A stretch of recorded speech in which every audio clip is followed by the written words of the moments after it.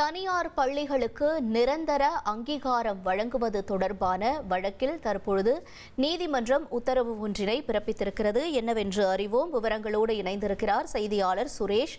சுரேஷ், வணக்கம். மேலும் இந்த வழக்கு தொடர்பான தகவல்களையும் தற்பொழுதைய உத்தரவு தொடர்பான தகவல்களையும் பகிர்ந்துக்கோங்க. வணக்கம். தமிழகத்தில் தனியார் பள்ளிகளுக்கு நிரந்தர அங்கீகாரம் வழங்குவது தொடர்பாக தனியார் பள்ளிகள் இயக்குனர் கடந்த மார்ச் மாதம் அளித்த பரிந்துரைகளை பரிசீலித்து தகுந்த உத்தரவு பிறப்பிக்க வேண்டும் என்று கல்வித்துறைக்கு உத்தரவிட வேண்டும் என்ற கோரிக்கையுடன் அகில இந்திய தனியார் கல்வி நிறுவன சங்கத்தின் மாநில பொதுச் செயலாளர் பழனியப்பன் சென்னை உயர்நீதிமன்றத்தில் ஒரு வழக்கு தாக்கல் செய்திருந்தார்.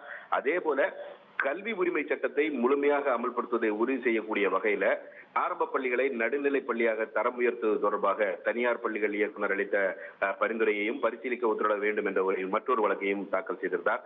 இந்த இரண்டு வழக்குகளையும் விசாரித்த நீதிபதி ஜி.கே. இளந்திரையன் விசாரித்தார். இந்த விசாரணையின் போது மனுதாரர் சங்கம் தரப்பில் ஆஜரான மூத்த வழக்கறிஞர் கே.எம். விஜயன் தனியார் பள்ளிகளுக்கு இந்த தற்காலிக அங்கீகாரம் வழங்க வகை செய்யக்கூடிய சட்டப்பிரிவுகளை எதிர்த்த வழக்கு நிலுவையில் இருக்கிறது.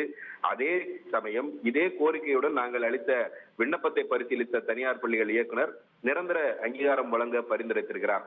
அதே போல கல்வி உரிமை சட்டத்தின் கீழ் 25% இடஒதுக்கீட்டில் சேர்ந்துள்ள ஏழை மாணவர்கள் ஆரம்ப பள்ளிகளில் படிக்கும் போது அவர்களோட 5ஆம் வகுப்புக்கு மேல வேற பள்ளிகளில் சேர முடியாத ஒரு நிலை இருக்கிற காரணத்தினால் அந்த ஆரம்ப பள்ளிகளை நடுநிலை பள்ளிகளாக தரம் உயர்த்தும்படி தனியார் பள்ளிகள் இயக்குனர் பரிந்துரைத்திருக்கிறார். அந்த பரிந்துரைகளையும் மீதும் பரிசீலித்து உத்தரவு பிறப்பிக்க வேண்டும் என்று வாதிடப்பட்டது.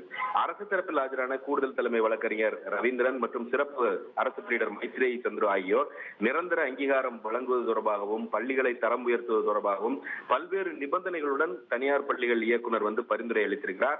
ஒவ்வொரு பள்ளிகளுக்கும் இந்த நிபந்தனைகளை அந்த பள்ளிகள் பூர்த்தி செய்திருக்கிறதா இல்லையா என்பதை ஆராய்ந்து அதன் அடிப்படையில் உத்தரவுகள் பிறப்பிக்கப்படும் என்ற ஒரு தகவலை தெரிவித்தனர். இருதரப்பு வாதங்களையும் கேட்ட நீதிபதி இந்த மாதிரி தனியார் பள்ளிகளுக்கு நிரந்தர அங்கீகாரம் வழங்குவது தொடர்பாகவும் அதே போல தரம் உயர்த்துவது தொடர்பாகவும் தனியார் பள்ளிகள் இயக்குனர் அளித்த அந்த பரிந்துரைகள் மீது 12 வாரங்கள்ல உத்தரவு பிறப்பிக்க வேண்டும் என்று கல்வித்துறை செயலாளருக்கு உத்தரவிட்டு வழக்கை முடித்து வைத்திருக்கிறார்கள். உங்களுடைய தகவல்களுக்கு நன்றி சுரேஷ்.